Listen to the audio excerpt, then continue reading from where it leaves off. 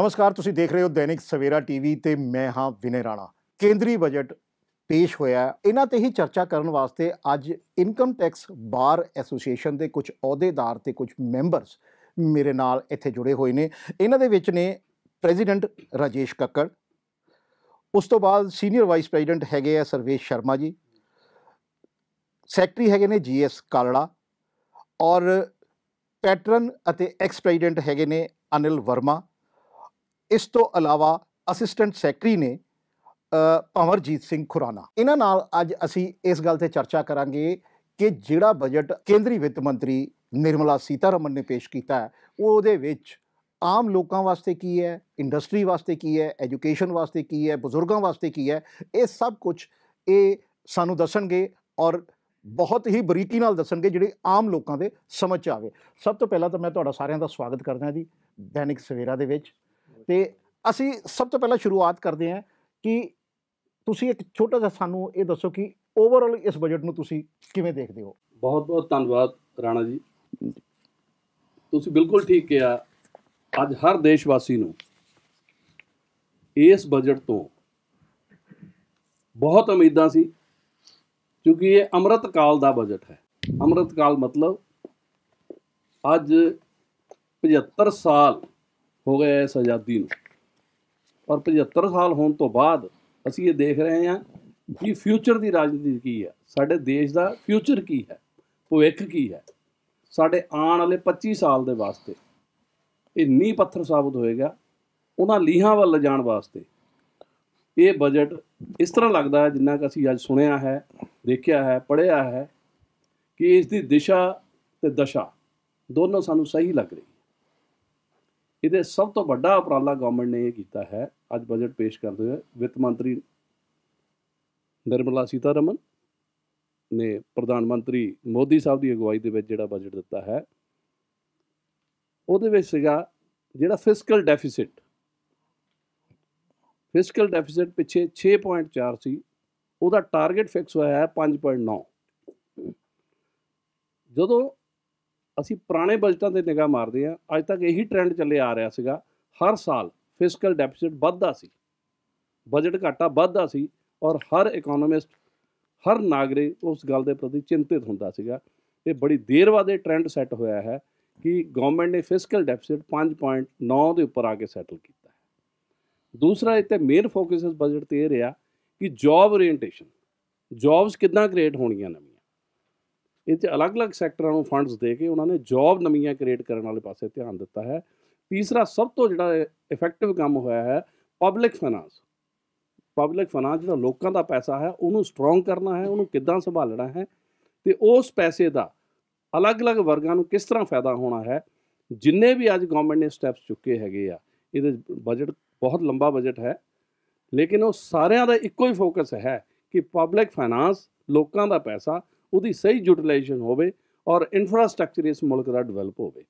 ਸੋ ਮੈਂ ਅੱਜ ਇਹ ਸਮਝਦਾ ਹਾਂ ਇਹ ਬਜਟ ਸਹੀ ਮਾਇਨੇ ਦੇ ਵਿੱਚ ਇੱਕ ਵਧੀਆ ਇਮਾਰਤ ਖੜੀ ਕਰਨ ਵਾਸਤੇ ਜਿਹੜੀ ਸਟਰੋਂਗ ਨੀਹਾਂ ਦੀ ਜ਼ਰੂਰਤ ਹੁੰਦੀ ਆ, ਅੱਜ ਇਹ ਉਹ ਨੀਂਹ ਰੱਖਣ ਵਾਲਾ ਕੰਮ ਹੋਇਆ ਇਸ ਬਜਟ ਦੀਆਂ ਜੋ ਨੀਤੀਆਂ ਹਨ। ਇਹਨਾਂ ਨੇ ਦੱਸਿਆ ਕਿ ਬਜਟ ਓਵਰਆਲ ਕਿਹੋ ਜਿਹਾ ਸੀਗਾ, ਲੇਕਿਨ ਆਪਾਂ ਇਸ ਨੂੰ ਥੋੜ੍ਹਾ ਜਿਹਾ ਅਲੱਗ-ਅਲੱਗ ਪੁਆਇੰਟ ਵਾਈਜ਼ ਕਰਕੇ ਗੱਲ ਕਰਾਂਗੇ। ਸਭ ਤੋਂ ਪਹਿਲਾਂ ਆਪਾਂ ਗੱਲ ਕਰਦੇ ਹਾਂ ਐਜੂਕੇਸ਼ਨ ਵਾਸਤੇ।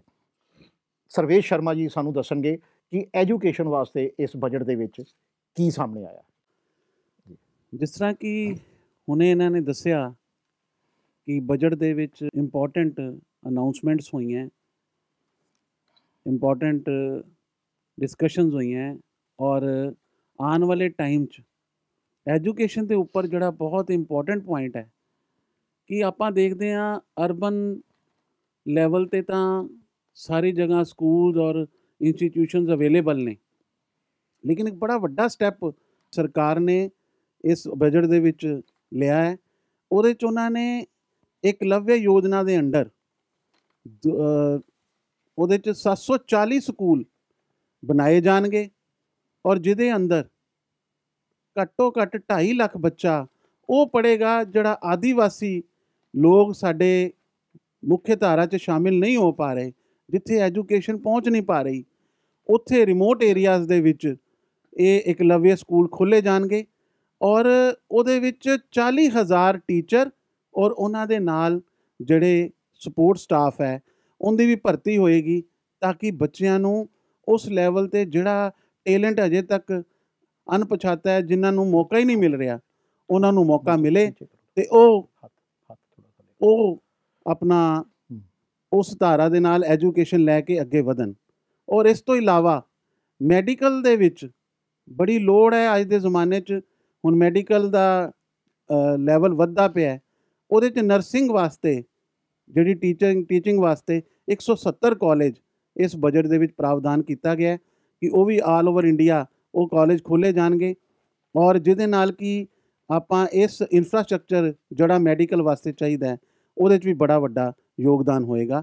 ਇਹ ਪ੍ਰਾਵਧਾਨ ਇਸ ਬਜਟ 'ਚ ਐਜੂਕੇਸ਼ਨ ਦੇ ਰਿਗਾਰਡਿੰਗ। ਸ਼ਰਮਾ ਜੀ ਤੁਸੀਂ ਮਾਈਕ ਨਾ ਕੱਕੜ ਸਾਹਿਬ ਨੂੰ ਦਿਓ ਜਰਾ, ਤੇ ਕੱਕੜ ਸਾਹਿਬ ਤੁਸੀਂ ਇਹ ਦੱਸੋ ਕਿ ਇਹ ਤਾਂ ਹੋਈ ਐਜੂਕੇਸ਼ਨ ਦੀ ਜਿਹੜੀ ਬੱਚਿਆਂ ਨਾਲ ਜੁੜੀਆਂ ਗੱਲਾਂ ਨੇ, ਜਵਾਨਾਂ ਨਾਲ ਜੁੜੀਆਂ ਗੱਲਾਂ ਨੇ, ਤੁਸੀਂ ਇਹ ਮੈਨੂੰ ਦੱਸੋ ਕਿ ਜਿਹੜੇ ਬਜ਼ੁਰਗ ਨੇ ਉਹਨਾਂ ਵਾਸਤੇ ਇਸ ਬਜਟ ਦੇ ਵਿੱਚ ਕੀ ਹੈ? ਤੁਸੀਂ ਬਹੁਤ ਅੱਛਾ ਸਵਾਲ ਕੀਤਾ ਰਾਣਾ ਜੀ। ਬਜ਼ੁਰਗ ਜਿਹੜੇ ਹੈ ਜੀ ਉਹ ਸਾਡੇ ਦੇਸ਼ ਦੇ ਵਿੱਚ ਸਾਡੇ ਉਹ ਸੈਕਟਰ ਹੈ ਜਿਹਦਾ ਅਸੀਂ ਸੰਭਾਲ ਵੀ ਕਰਨੀ ਹੈ, ਦੇਖਭਾਲ ਵੀ ਕਰਨੀ ਹੈ। ਮੈਂ ਦੱਸਣਾ ਚਾਹਾਂਗਾ ਕਿ ਸਾਡੇ ਬਜ਼ੁਰਗ ਜਿਹੜੇ ਕਿ ਸੈਲਰੀਡ ਕਲਾਸ ਹੈ, ਜਿਹੜੇ ਕਿ ਰਿਟਾਇਰ ਹੁੰਦੇ ਆ 60 ਦੀ ਏਜ ਦੇ ਵਿੱਚ, ਤੁਸੀਂ ਸਰਪ੍ਰਾਈਜ਼ ਹੋਵੋਗੇ ਕਿ ਆਲਮੋਸਟ 50 ਕਰੋੜ ਸਾਡੇ ਸੈਲਰੀਡ ਪਰਸਨਸ ਨੇ ਆਲ ਓਵਰ ਇੰਡੀਆ ਦੇ ਵਿੱਚ। ਹਰੇਕ ਨੇ ਜਾ ਕੇ 60 ਦੀ ਏਜ ਦੇ ਵਿੱਚ ਰਿਟਾਇਰ ਹੋਣਾ ਹੈ। ਰਿਟਾਇਰਮੈਂਟ ਤੋਂ ਬਾਅਦ ਕਿਸੇ ਤਰ੍ਹਾਂ ਦੀ ਇਨਕਮ ਦੇ ਸੋਰਸ ਨਹੀਂ ਹੁੰਦੇ ਐਕਸੈਪਟ ਪੈਨਸ਼ਨ, ਬਟ ਰਿਟਾਇਰਮੈਂਟ 'ਤੇ ਉਹਨਾਂ ਨੂੰ ਇੱਕ ਮੁਸ਼ਤ ਫੰਡ ਮਿਲ ਜਾਂਦਾ ਹੈ ਜਿਹੜਾ ਕਿ ਬਜ਼ੁਰਗ ਇਨਵੈਸਟ ਕਰਦੇ ਹੈ, ਉੱਥੋਂ ਇੰਟਰਸਟ ਇਨਕਮ ਨਾਲ ਹੀ ਉਹਨਾਂ ਦੀ ਗੱਡੀ ਚੱਲਦੀ ਹੈ। ਐਂਡ ਮੈਂ ਤੁਹਾਨੂੰ ਬੜੀ ਖੁਸ਼ੀ ਨਾਲ ਦੱਸਣਾ ਚਾਹਾਂਗਾ ਕਿ ਬਜ਼ੁਰਗਾਂ ਵਾਸਤੇ ਹਾਇਰ ਇੰਟਰਸਟ ਵਾਲੀ ਸਕੀਮਾਂ ਪੋਸਟ ਆਫਿਸ ਸੀਗੀਆਂ, ਬਟ ਇਹਨਾਂ ਸਕੀਮਾਂ ਦੀ ਜਿਹੜੀ ਲਿਮਿਟ ਸੀ ਉਹ ਕਾਫੀ ਘੱਟ ਸੀ। 15 ਲੱਖ ਤੋਂ ਤੱਕ ਹੀ ਬਜ਼ੁਰਗ ਜਿਹੜੇ ਹੈ ਇਹਨਾਂ ਸਕੀਮਾਂ ਦੇ ਵਿੱਚ ਪੈਸੇ ਜਮ੍ਹਾਂ ਕਰਾ ਸਕਦੇ ਸੀ, ਜਿਹਦਾ ਨਾਮ ਸੀ ਸੀਨੀਅਰ ਸਿਟੀਜ਼ਨ ਸੇਵਿੰਗ ਸਕੀਮ। ਹੁਣ ਇਸ ਬਜਟ ਦੇ ਵਿੱਚ ਮੈਡਮ ਸੀਤਾਰਮਨ ਨੇ ਇਸ ਲਿਮਿਟ ਨੂੰ ਵਧਾ ਕੇ 30 ਲੱਖ ਯਾਨੀ ਕਿ 30 ਲੱਖ ਰੁਪਏ ਕਰ ਦਿੱਤਾ ਹੈ। ਇੱਕਦਮ ਡਬਲ ਫਿਗਰ ਹੋਣ ਨਾਲ ਕੀ ਹੈ ਕਿ ਜਿਹੜਾ ਅਮਾਊਂਟ ਅੱਗੇ 15 ਲੱਖ ਦੇ ਉੱਤੇ ਸਪੋਜ਼ 8% ਦੇ ਹਿਸਾਬ ਨਾਲ ਸਾਲ ਦਾ 1,20,000 ਮਿਲਦਾ ਸੀ, ਹੁਣ ਉਹ ਫਿਗਰ ਡਬਲ ਹੋ ਕੇ 2,40,000 ਹੋ ਗਈ, ਯਾਨੀ ਆਲਮੋਸਟ 20,000 ਰੁਪਏ ਪਰ ਮੰਥ ਉਹਨਾਂ ਨੂੰ ਇੰਟਰਸਟ ਦੀ ਆਮਦਨੀ ਆਏਗੀ। ਇਹ ਮੈਂ ਸੋਚਦਾ ਇੱਕ ਬੜੀ ਵੱਡੀ ਫਿਗਰ ਹੈ, ਜਿਹਦੇ ਨਾਲ ਅਗਰ ਲੈਵਿਸ਼ ਤਰੀਕੇ ਨਾਲ ਨਹੀਂ ਤੇ ਘੱਟ ਤੋਂ ਘੱਟ ਬਜ਼ੁਰਗਾਂ ਦੀ ਸੰਭਾਲ ਹੋ ਸਕਦੀ ਹੈ। ਇਸ ਤੋਂ ਇਲਾਵਾ ਆਮ ਜਨਤਾ ਲਈ ਵੀ ਤੁਸੀਂ ਜਾਣਦੇ ਹੋ ਰਾਣਾ ਜੀ ਕਿ ਪੋਸਟ ਆਫਿਸ ਦੇ ਵਿੱਚ ਸਾਡਾ ਲੋਅਰ ਮਿਡਲ ਤਬਕਾ ਹੀ ਪੈਸੇ ਜਮ੍ਹਾਂ ਕਰਵਾਉਂਦਾ ਹੈ। ਅੱਗੇ ਇੱਕ ਸਕੀਮ ਹੁੰਦੀ ਸੀ ਮੰਥਲੀ ਇਨਕਮ ਸਕੀਮ, ਜਿਹਦੀ ਲਿਮਟ ਸਿੰਗਲ ਪਰਸਨ ਵਾਸਤੇ, ਅਗਰ ਸਿੰਗਲ ਪਰਸਨ ਅਕਾਊਂਟ ਖੋਲ੍ਹਦਾ ਹੈ ਤਾਂ ਉਹ 4.5 ਲੱਖ ਰੁਪਏ ਤੋਂ ਉੱਪਰ ਨਹੀਂ ਜਮ੍ਹਾਂ ਕਰਾ ਸਕਦਾ ਸੀ। ਅਗਰ ਜੁਆਇੰਟਲੀ ਖੋਲ੍ਹਦਾ ਸੀ ਤੇ ਉਹ 9 ਲੱਖ ਸੀ। ਹੁਣ ਇਹਨਾਂ ਨੇ ਉਹਨਾਂ ਦੋਨਾਂ ਲਿਮਿਟਸ ਨੂੰ ਰਿਵਾਈਜ਼ ਕਰ ਦਿੱਤਾ ਹੈ, 4.5 ਲੱਖ ਦੀ ਲਿਮਿਟ ਨੂੰ ਰਿਵਾਈਜ਼ ਕਰਕੇ 9 ਲੱਖ ਕਰ ਦਿੱਤਾ ਹੈ। ਐਂਡ ਜਿਹੜੀ 9 ਲੱਖ ਦੀ ਲਿਮਿਟ ਸੀ ਜੁਆਇੰਟਲੀ, ਸਪੋਜ਼ ਕੋਈ ਬਜ਼ੁਰਗ ਆਪਣੀ ਵਾਈਫ ਦੇ ਨਾਲ ਜੁਆਇੰਟਲੀ ਖੋਲ੍ਹਦਾ, ਨੋਰਮਲੀ ਇਸ ਤਰ੍ਹਾਂ ਹੀ ਹੁੰਦਾ ਸੀ, ਉਹ ਲਿਮਿਟ ਵਧਾ ਕੇ 15 ਲੱਖ ਕਰ ਦਿੱਤੀ ਗਈ ਹੈ। ਸੋ ਉੱਥੋਂ ਵੀ ਜਿਹੜੀ ਮੰਥਲੀ ਇਨਕਮ ਆਏਗੀ ਉਹ ਵੀ ਬਜ਼ੁਰਗਾਂ ਵਾਸਤੇ ਸਾਜ ਸੰਭਾਲ ਦੇ ਕੰਮ ਆਏਗੀ, ਉਹਨਾਂ ਦੇ ਮੈਡੀਕਲ ਲਈ ਕੰਮ ਆਏਗੀ, ਉਹਨਾਂ ਦੀ ਹੋਰ ਜ਼ਰੂਰਤਾਂ ਲਈ ਕੰਮ ਆਏਗੀ। ਸੋ ਇੱਕ ਮੈਂ ਸਮਝਦਾ ਇੱਕ ਬੜਾ ਅੱਛਾ ਇਹਨਾਂ ਨੇ ਉਪਰਾਲਾ ਕੀਤਾ ਹੈ, ਬਹੁਤ ਅੱਛਾ ਇਹ ਕੰਮ ਕੀਤਾ ਹੈ, ਐਂਡ ਮੈਂ ਇਹਦੇ ਵਾਸਤੇ ਸ਼ਲਾਘਾ ਕਰਨਾ ਚਾਹਾਂਗਾ ਜੀ। ਤੁਸੀਂ ਜੀ ਕਾਲੜਾ ਸਾਹਿਬ ਨੂੰ ਦਿਓ ਮਾਈਕ, ਤੇ ਮੈਂ ਕਾਲੜਾ ਸਾਹਿਬ ਤੁਹਾਡੇ ਤੋਂ ਇਹ ਪੁੱਛਣਾ ਚਾਹੂੰਗਾ ਕਿ ਇਹ ਸਭ ਕੁਝ ਤਾਂ ਇਹਨਾਂ ਨੇ ਦੱਸਤਾ ਜਿਹੜਾ ਗਵਰਨਮੈਂਟ ਨੇ ਦਿੱਤਾ, ਤੇ ਜਿੱਥੋਂ ਜੌਬ ਕ੍ਰੀਏਟਸ ਹੋਣੀ ਹੈ ਜਾਂ ਜਿੱਥੋਂ ਇਨਕਮ ਆਉਣੀ ਹੈ, ਉਹ ਤੁਸੀਂ ਦੱਸੋ ਕਿ ਇੰਡਸਟਰੀ ਵਾਸਤੇ, ਖਾਸ ਕਰ ਸਮਾਲ ਸਕੇਲ ਇੰਡਸਟਰੀ ਵਾਸਤੇ ਜਿਹੜਾ ਹੈ ਉਹ ਇਸ ਬਜਟ ਦੇ ਵਿੱਚ ਕੀ ਐਸਾ ਖਾਸ ਕੀਤਾ ਗਿਆ ਜਿਸ ਨੂੰ ਜੋ ਆਪਾਂ ਜ਼ਿਕਰ ਕਰ ਸਕਦੇ ਹਾਂ ਲੋਕਾਂ ਲਈ? ਇਹ ਰਾਣਾ ਜੀ ਤੁਸੀਂ ਬਹੁਤ ਹੀ ਵਧੀਆ ਸਵਾਲ ਜਿਹੜਾ ਹੈ ਪੁੱਛਿਆ ਹੈ।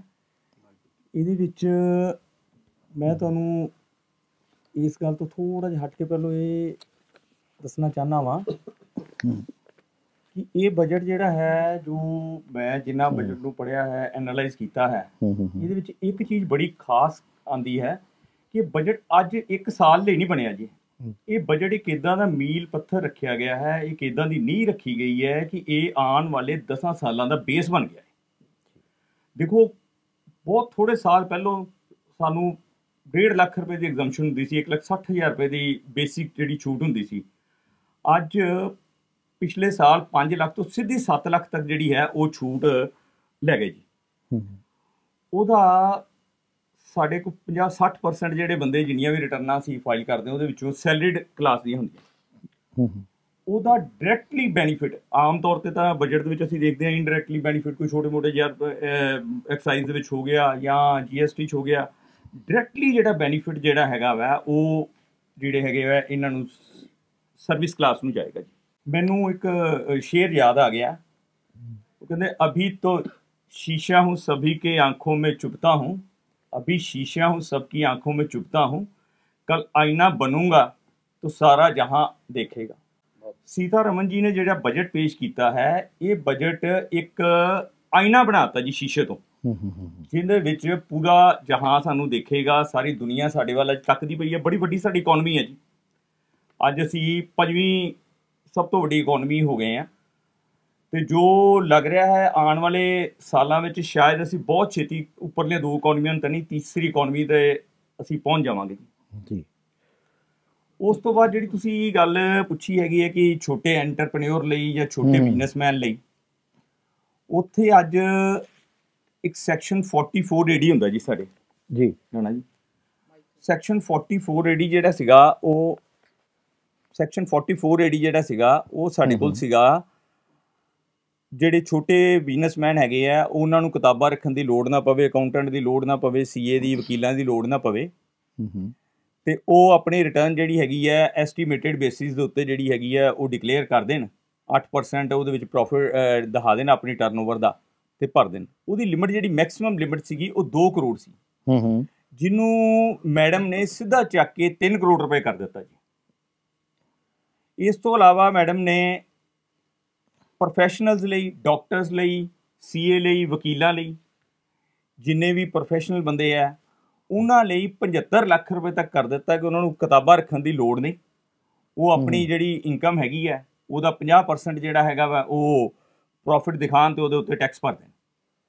ਓਕੇ, ਉੱਤੇ ਟੈਕਸ ਭਰ ਦੇਣ ਜੀ। ਹੁਣ ਇਹ ਤਾਂ ਪ੍ਰੋਫੈਸ਼ਨਲਸ ਜਾਂ ਛੋਟੇ, ਅੱਛਾ ਫਿਰ ਜਿਹੜੇ MSME ਦੇ ਜਿਹੜੇ ਅਦਾਰੇ ਹੈਗੇ ਆ ਜੀ, ਜਿਹਦੇ ਵਿੱਚ ਛੋਟੇ ਲਘੂ ਉਦਯੋਗ ਜਿਹਨੂੰ ਅਸੀਂ ਕਹਿ ਦਿੰਦੇ ਆਉਂਦੇ ਆ ਜੀ, ਉਹਨਾਂ ਦੇ ਲਈ ਜਿਹੜਾ ਹੈ ਉਹ 75,000 ਕਰੋੜ ਰੁਪਈਆ ਰੱਖਿਆ ਹੈ, ਜਿਹੜਾ ਕਿ ਤੁਸੀਂ ਲੋਨ ਡਿਸਬਰਸਮੈਂਟ ਜਿਹੜੀ ਹੈਗੀ ਹੈ ਬੈਂਕਾਂ ਨੇ ਕਰਨੀ ਹੈ without any collateral security. Government security ਦੇਗੀ, ਉਹਦੀ ਸਿਕਿਉਰਿਟੀ ਜਿਹੜੀ ਹੈ ਗੌਰਮੈਂਟ ਸਿਕਿਉਰਿਟੀ ਦੇਗੀ ਕਿ ਅਸੀਂ ਜੇ ਨਹੀਂ ਬੰਦਾ ਦੇਗਾ ਪੈਸਾ ਤੇ ਅਸੀਂ ਪੈਸਾ ਜਿਹੜਾ ਹੈ ਉਹ ਵਾਪਸ ਕਰਾਂਗੇ। ਜੇ ਅਸੀਂ ਦੇਖੀਏ ਇਸ ਬਜਟ ਦੇ ਵਿੱਚ ਇਹ ਜਿਹੜਾ ਬੇਸ ਬਣਿਆ, ਇਹ ਬੇਸ ਬਣਦੇ ਇੱਥੇ ਤੱਕ ਪਹੁੰਚਦੇ ਮੇਰੇ ਖਿਆਲ 5 ਲੱਖ ਤੋਂ 7 ਲੱਖ ਤੱਕ ਪਹੁੰਚਦੇ 10 ਸਾਲ ਲੱਗ ਜਾਣੇ ਸੀਗੇ, ਲੇਕਿਨ ਇਹ ਇੱਕਦਮ 5 ਤੋਂ 10 ਸਾਲ ਦਾ ਮਤਲਬ ਕਿ 10 ਸਾਲ ਦਾ ਕੰਮ ਜਿਹੜਾ ਹੈ ਉਹ ਅੱਜ ਹੀ ਛੋਟੇ ਐਂਟਰਪ੍ਰੈਨਿਓਰ ਦੇ ਲਈ ਜਿਹੜਾ ਹੈ ਉਹ FM ਮੈਡਮ ਨੇ ਕਰ ਦਿੱਤਾ ਵਾ। ਅਸੀਂ ਉਹਨਾਂ ਦੇ ਬੜੇ ਸ਼ੁਕਰਗੁਜ਼ਾਰ ਹੈਗੇ ਹਾਂ ਜੋ ਉਹਨਾਂ ਨੇ ਸਾਡੇ ਇੰਡਸਟਰੀ ਲਈ ਕੀਤਾ ਹੈ, ਜੋ ਸਾਡੇ ਛੋਟੇ ਲਘੂ ਉਦਯੋਗਾਂ ਲਈ ਕੀਤਾ ਹੈ, ਤੇ ਇਹਦੇ ਨਾਲ ਹੀ ਮੈਂ ਬਹੁਤ ਜ਼ਿਆਦਾ ਸ਼ੁਕਰਗੁਜ਼ਾਰ ਹਾਂ ਜੀ ਮੈਡਮ ਦਾ ਜੀ। ਇਹ ਗੱਲਾਂ ਜਿਹੜੀਆਂ ਆਪਾਂ ਕੀਤੀਆਂ ਨੇ ਇਹ ਗੱਲਾਂ ਹੈਗੀਆਂ ਉਹਨਾਂ ਚੀਜ਼ਾਂ ਨਾਲ ਜੁੜੀਆਂ ਜਿਹੜੀਆਂ ਚੀਜ਼ਾਂ ਬਜਟ ਦੇ ਨਾਲ ਆਮ ਲੋਕਾਂ ਦੇ ਸਾਹਮਣੇ ਆਉਂਦੀਆਂ ਨੇ। ਹੁਣ ਇੱਕ ਅਜਿਹਾ ਸੈਕਟਰ ਜਿਹੜਾ ਆਪਾਂ ਕਹਿ ਸਕਦੇ ਹਾਂ ਉਹ ਹੈਗਾ ਟੂਰਿਜ਼ਮ ਦਾ ਸੈਕਟਰ। ਟੂਰਿਜ਼ਮ ਦਾ ਸੈਕਟਰ ਮੈਨੂੰ ਇਹ ਲੱਗਦਾ ਹੈ ਕਿ ਦੇਸ਼ ਦਾ ਸ਼ਾਇਦ ਹੀ ਕੋਈ ਬੰਦਾ ਹੋਏਗਾ, ਕੋਈ ਆਦਮੀ ਹੋਏਗਾ ਜਿਹੜਾ ਇਸ ਕਦੀ ਵੀ ਕਿਤੇ ਟੂਰ 'ਤੇ ਨਾ ਗਿਆ ਹੋਵੇ ਜਾਂ ਉਹਨੂੰ ਕਿਸੇ ਤਰ੍ਹਾਂ ਦੀ ਫੈਸਿਲਿਟੀਜ਼ ਨਾ ਚਾਹੀਦੀਆਂ ਹੋਣ। ਅਤੇ ਤੁਸੀਂ ਦੱਸੋ ਸਰ, ਸਾਨੂੰ ਖੁਰਾਣਾ ਸਾਹਿਬ ਤੁਸੀਂ ਦੱਸੋਗੇ ਇਹ ਗੱਲ, ਕਿਉਂਕਿ ਤੁਸੀਂ ਯੰਗ ਵੀ ਹੋ ਔਰ ਇਸ ਫੀਲਡ ਦੇ ਵਿੱਚ ਵੀ ਹੋ, ਅਤੇ ਤੁਸੀਂ ਇਹ ਦੱਸੋ ਕਿ ਟੂਰਿਜ਼ਮ ਦੇ ਵਿੱਚ ਅੱਗੇ ਤੋਂ ਅੱਗੇ ਕੀ ਸੰਭਾਵਨਾਵਾਂ ਜਿਹੜੀਆਂ ਹੈਗੀਆਂ ਉਹ ਸਰਕਾਰ ਨੇ ਛੱਡੀਆਂ ਨੇ। ਦੇਖੋ ਜੀ, ਬਹੁਤ ਅੱਛਾ ਕਿਹਾ ਰਾਣਾ ਜੀ ਨੇ ਕਿ ਟੂਰ ਦੇ ਉੱਤੇ ਕਿਹੜਾ ਬੰਦਾ ਜਿਹੜਾ ਨਹੀਂ ਜਾਂਦਾ। ਅੱਜ ਕੱਲ੍ਹ ਰਿਵਾਜ ਚੱਲ ਗਿਆ ਫੋਰਨ ਟੂਰਸ ਦਾ ਜੀ। ਫੋਰਨ ਟੂਰ ਆਪਾਂ ਕਰਦੇ ਹਾਂ, ਦੇਸ਼ ਦਾ ਪੈਸਾ ਬਾਹਰ ਜਾਂਦਾ। ਤਾਂ ਇਸ ਬਜਟ ਵਿੱਚ ਸਾਡੇ ਫਾਈਨੈਂਸ ਮਿਨਿਸਟਰ ਜੀ ਨੇ ਬਹੁਤ ਵਧੀਆ ਉਪਰਾਲਾ ਕੀਤਾ। ਉਹ ਕਹਿੰਦੇ ਜੀ ਦੇਖੋ ਆਪਣਾ ਦੇਸ਼, ਇੱਕ ਇਨੀਸ਼ੀਏਟਿਵ ਇਹਦੇ 'ਚ ਲੈ ਕੇ ਆਂਦਾ ਜਿਹਦੇ ਵਿੱਚ 50 ਡੈਸਟੀਨੇਸ਼ਨਸ 50 ਡੈਸਟੀਨੇਸ਼ਨਸ ਨੂੰ ਤਿਆਰ ਕੀਤਾ ਜਾਏਗਾ, ਜਿਹਨੂੰ ਕਿ ਅਸੀਂ ਐਕਸਪਲੋਰ ਕਰ ਸਕਦੇ ਹਾਂ। ਵਧੀਆ ਉੱਥੇ ਫੈਸਿਲਿਟੀਜ਼ ਸਾਨੂੰ ਮਿਲਣਗੀਆਂ, ਹੋਟਲਸ ਉੱਥੇ ਖੋਲ੍ਹੇ ਜਾਣਗੇ, ਡਿਵੈਲਪਮੈਂਟ ਹੋਏਗੀ। ਇਹ ਟੂਰਿਜ਼ਮ ਦਾ ਪਰਪਸ ਹੋ ਗਿਆ ਜੀ। ਹੁਣ ਮੈਂ ਦੱਸਦਾ ਤੁਹਾਨੂੰ ਕਿ ਇਹ ਯੂਥ ਨੂੰ ਲੈ ਕੇ ਓਰੀਐਂਟਡ ਕਿੱਦਾਂ, ਅਤੇ ਇਹਦੇ ਵਿੱਚ AI ਦੇ ਨਾਲ ਕੀ ਹੈ। AI ਦਾ ਮਤਲਬ ਹੈ ਆਰਟੀਫਿਸ਼ੀਅਲ ਇੰਟੈਲੀਜੈਂਸ। ਅੱਜ ਕੱਲ੍ਹ ਇੱਕ ਬਹੁਤ ਪ੍ਰਚਲਿਤ ਹੋਇਆ ਚੈਟ GPT, ਉਹ ਆਰਟੀਫਿਸ਼ੀਅਲ ਇੰਟੈਲੀਜੈਂਸ ਦੇ ਨਾਲ ਚੱਲਦੀ ਹੈ ਚੀਜ਼। ਉਹਦੇ ਵਾਸਤੇ ਸਰਕਾਰ ਨੇ ਇਸ ਟਾਈਮ 3 ਸੈਂਟਰ ਜਿਹੜੇ ਹੈ ਉਹ ਤਿਆਰ ਕੀਤੇ ਆ, ਜਿਹਦਾ ਨਾਮ ਰੱਖਿਆ ਮੇਕ AI ਫੋਰ ਇੰਡੀਆ, ਦੂਜਾ ਨਾਮ ਰੱਖਿਆ make AI work for India. ਇਹ ਸਾਨੂੰ ਆਉਣ ਵਾਲੇ ਟਾਈਮ 'ਚ ਉੱਪਰ ਲੈ ਕੇ ਜਾਏਗਾ ਇਕੋਨਮੀ ਨੂੰ। ਇਹਦੇ ਨਾਲ 100 ਲੈਬਸ 100 ਲੈਬਸ ਤਿਆਰ ਕੀਤੀਆਂ, ਜਿੱਥੇ ਕਿ 5G ਦੀ ਸਪੋਰਟ ਦੇ ਨਾਲ ਐਪਲੀਕੇਸ਼ਨਸ ਤਿਆਰ ਹੋਣਗੀਆਂ। ਸੋ ਇਹ ਸਾਰਾ ਦਾ ਸਾਰਾ ਜਿਹੜਾ ਬਜਟ ਹੈ ਇਹ ਫਿਊਚਰ ਓਰੀਐਂਟਡ ਹੈ, ਇਹ ਯੂਥ ਨੂੰ ਨਾਲ ਲੈ ਕੇ ਚੱਲਣ ਵਾਲਾ, ਅਤੇ ਬਹੁਤ ਵਧੀਆ ਬਜਟ ਹੈ। ਅਤੇ ਟੈਕਸ ਸਲੈਬ ਜਿਹੜੀ ਹੈ ਉਹ 5 ਤੋਂ 7 ਲੱਖ ਹੋ ਗਈ ਹੈ। ਆਮ ਇਨਸਾਨ ਨੂੰ ਬਹੁਤ ਇਹਦੇ ਨਾਲ ਫਾਇਦਾ ਹੋਏਗਾ, ਅਤੇ ਸਾਰਾ ਕੁਛ ਇਹਦੇ 'ਚ ਫਾਰਮਰਸ ਵਾਸਤੇ ਬਹੁਤ ਵਧੀਆ ਚੀਜ਼ ਹੈ।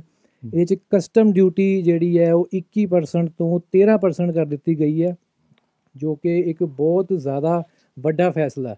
ਇਹਦੇ ਨਾਲ ਸਾਨੂੰ electronic items, mobile phones, batteries ਇਹ ਬਹੁਤ ਜ਼ਿਆਦਾ ਸਸਤੇ ਰੇਟ 'ਤੇ ਅਵੇਲੇਬਲ ਹੋਣਗੀਆਂ ਅੱਗੇ, ਅਤੇ this is very good point I think ਸੋ।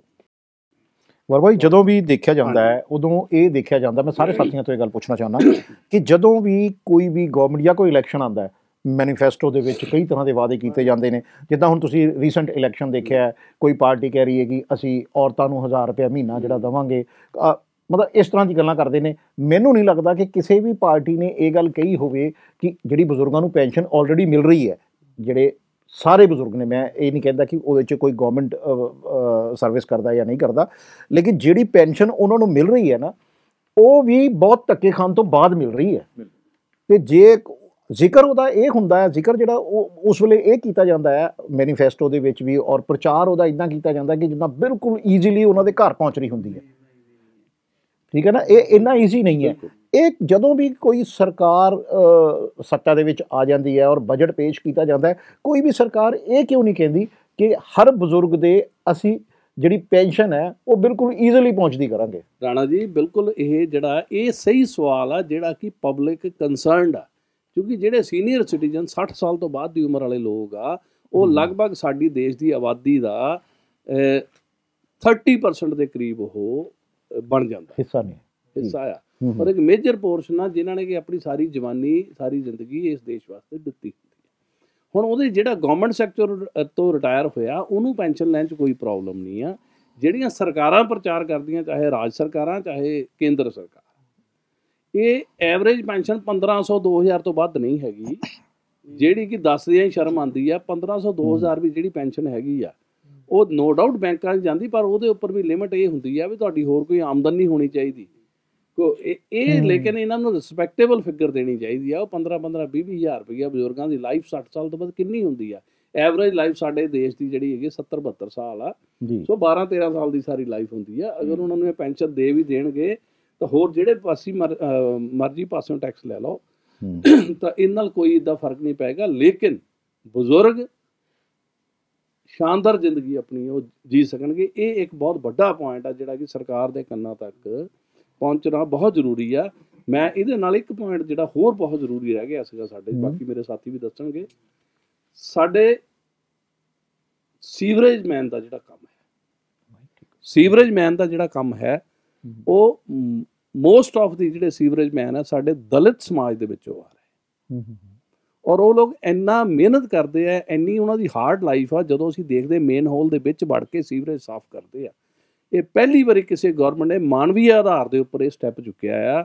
ਉਹਨੇ ਕਿਹਾ ਵੀ ਨਹੀਂ, ਅੱਜ ਤੋਂ ਬਾਅਦ 100%, 99% ਨਹੀਂ 100% ਸਾਰੇ ਸ਼ਹਿਰਾਂ ਦੇ ਵਿੱਚ, ਸਾਰੇ ਮਤਲਬ ਇਲਾਕਿਆਂ ਦੇ ਵਿੱਚ ਜਿੱਥੇ ਵੀ ਸੀਵਰੇਜ ਦੀ ਸਫਾਈ ਹੋਣੀ ਆ, ਕੋਈ ਵੀ ਬੰਦਾ ਜਿਹੜਾ ਹੈਗਾ ਸੀਵਰੇਜ ਮੈਨ ਸੀਵਰ ਦੇ ਵਿੱਚ ਨਹੀਂ ਵੜੇਗਾ।